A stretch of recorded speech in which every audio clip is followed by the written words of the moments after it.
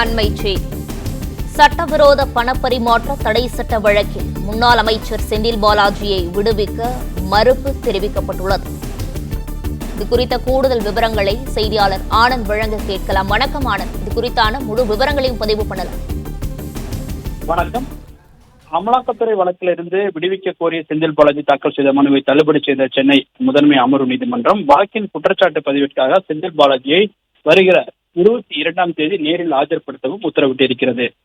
அமலாக்கத்துறை வழக்கிலிருந்து விடுவிக்க கோரி செந்தில் பாலாஜி தாக்கல் செய்த மனு மீது உத்தரவு பிறப்பிக்கப்படும் என அறிவிக்கப்பட்ட நிலையில் செந்தில் பாலாஜி தரப்பில் புதிய 2 மனுக்கள் தாக்கல் செய்யப்பட்டன. அதில் வங்கி தொடர்பான அசல் ஆவணங்களை அமலாக்கத்துறை வழங்கிய ஆவணங்களுக்கும் வேறுபாடு உள்ளதால் தங்களுக்கு வழங்கிய ஆவணங்களை தடய அறிவியல் துறை ஆய்வுக்கு அனுப்பி அந்த ஆவணங்களின் உண்மைத்தன்மையை ஆராய உத்தரவிட வேண்டும் எனவும், மேலும் இந்த வழக்கில் இருந்து விடுவிக்க கோரிய மனு தாக்கல் செய்த அனைத்து தரப்பு வாதங்களும் முடிவடைந்து உத்தரவு பிறப்பிக்க உள்ள நிலையில் இந்த வழக்கில் மீண்டும் தங்கள் தரப்பு வாதங்களை முன்வைக்க அனுமதிக்க வேண்டும் என கோரியும் மனு தாக்கல் செய்யப்பட்டிருந்தது.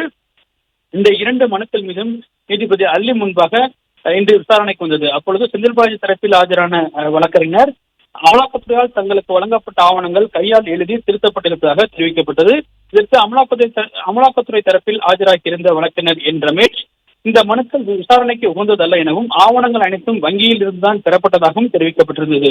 மேலும் விசாரணையை நீண்ட காலம் இழுத்தடிக்க வேண்டும் என்ற நோக்கில் இது போன்ற மனுக்களை செந்தில் பாலாஜி தரப்பினர் தாக்கல் செய்து வருவதால் இந்த மனுக்களை தள்ளுபடி செய்ய வேண்டும் எனவும் தெரிவித்தார்.